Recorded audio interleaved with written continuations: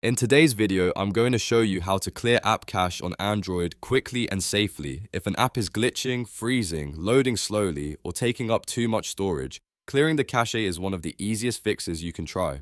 The best part is that this does not delete your personal data or log you out of the app, so it's a simple troubleshooting step you can do in just a minute or two. If this video helps, make sure to hit the like button and subscribe for more quick Android tutorials. Alright, let's get into it. If the app is already on your home screen, you can jump straight into the settings right from there. First, long press the app icon on your home screen or in the app drawer. After a second, a menu will appear. From that menu, tap the app info icon, which is the small letter I in a circle. This opens the app settings page where you can manage storage, permissions, notifications, and more. Now look for the storage and cache option and tap it. On some Android devices, it may just say storage, but it will take you to the same area where cache controls are located. Once you're inside, you'll see the Clear Cache button. Tap Clear Cache and Android will instantly remove the temporary files stored by that app.